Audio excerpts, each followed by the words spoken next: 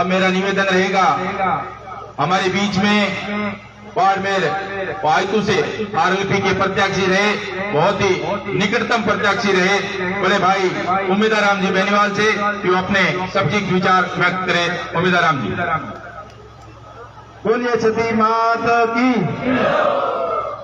आज सती माता के प्रांगण में विशाल अग्नि नृत्य प्रोग्राम रखा गया, उसमें पधारे हुए हमारे युवाओं के आदरणीय हनुमान जी बेनीवाल साहब, सिद्ध श्री मोहन नाथ जी महाराज, समस्त सिद्ध समुदाय, पूर्वनाथ जी हमारे जो बाड़मेर से पधारे हुए हैं, सम्मानित मंच और सभी भक्तजनों, मातृशक्ति, आप सबका बहुत बहुत आभार, धन्यवाद। आप बहुत ही बड़ी संख्या में पधारे। मैं इस मौके पर यही आपसे कहना चाहता हूं कि भगवान जसनाथ जी महाराज और सती माता की कृपा हम सब पर बनी रहे और जो वर्तमान स्थितियां में जो प्रॉब्लम आ रही है गौ माता पर, वो जसनाथ जी महाराज की कृपा से बहुत ही जल्दी दूर हो और जसनाथ जी महाराज के बताए हुए नियमों का हम सभी अनुपालना करें और उन नियमों के ऊपर चलकर हम आगे बढ़े, यही कामना करते हैं। और जसनाथ जी महाराज से ये प्रार्थना करते हैं कि जैसे मेरे पूर्व वक्ताओं ने बताया कि पर्यावरण की रक्षा करें, नशे पते से दूर रहें और शिक्षा के प्रति जागरूक हुए, क्योंकि आने वाला समय शिक्षा का समय है। तो अपने बच्चों की शिक्षा के ऊपर आप विशेष रूप से ध्यान दें और जो आगे बढ़े उनसे प्रेरणा लेकर तो अपने बच्चों को उच्च से उच्च शिक्षा दिलाने की कोशिश करें। एक बार पुनः जसनाथ जी महाराज से प्रार्थना करते हैं कि अपने राजस्थान की तरक्की हो और राजस्थान की जो वर्तमान परिस्थितियां बनी हुई है वो एक विकट परिस्थितियां हैं, उनसे कैसे उभरे और कैसे राजस्थान के अंदर बदलाव आए, इस बारे में जसनाथ जी महाराज सबको सद्बुद्धि दे। बोलिए जसनाथ जी महाराज की। बहुत बहुत धन्यवाद। हमारे बीच में बीकानेर संभाग के संभागीय आयुक्त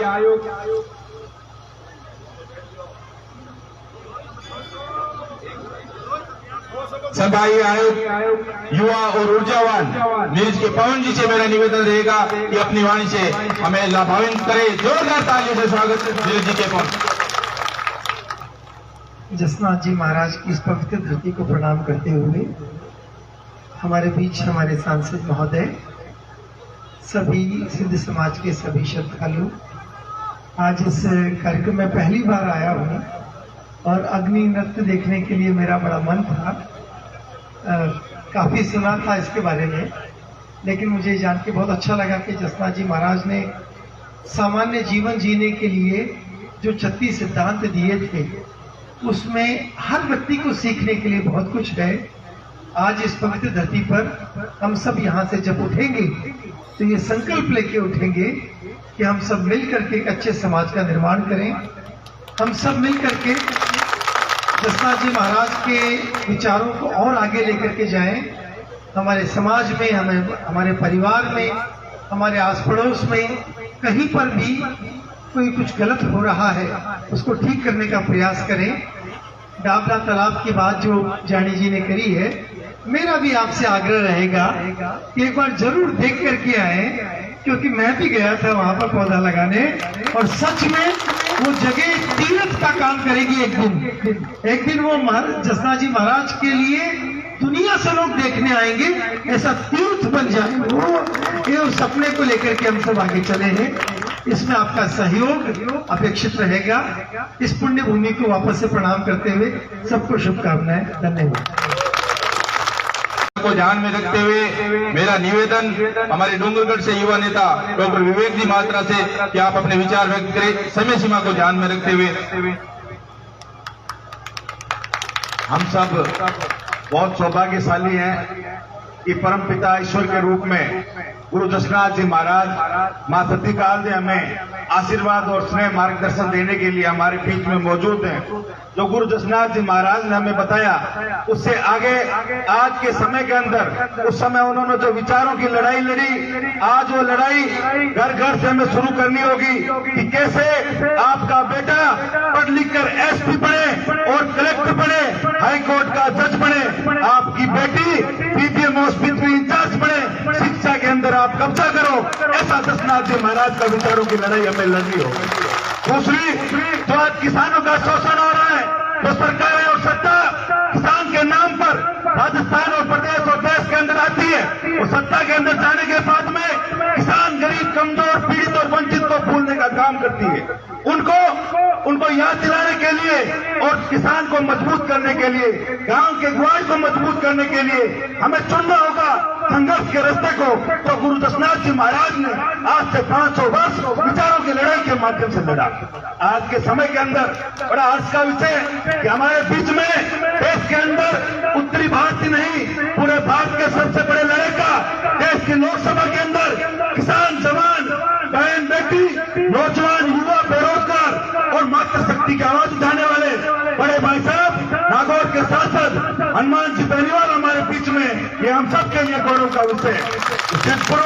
गुरु दशनाथ जी महाराज ने जिन आदेशों को स्थापित किया, अपनी जवानी, अपना जीवन किसान, गांव और ग्वाल के लिए समर्पित करने वाले ये नौजवान लड़का आज हमारे सामने मंच पर मौजूद है। एक बार मैं पुनः आप सबकी तरफ से इनका हार्दिक स्वागत और अभिनंदन करता हूं।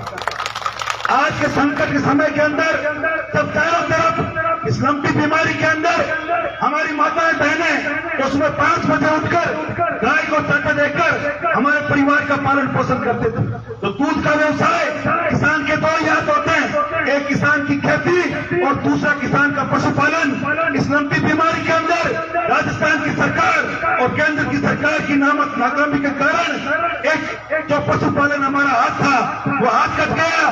देश के अंदर कोई नहीं बोला, प्रदेश के अंदर कोई नहीं बोला, लेकिन देश की लोकसभा के अंदर अगर लंबी बीमारी के अंदर प्रत्येक गाय को 50,000 रुपए का मुआवजा प्रत्येक किसान को देने की मांग करी, तो नागौर के सांसद ने करी। मैं धन्यवाद देना चाहता हूँ गुरु दशनाथ जी महाराज की पावन भूमि से।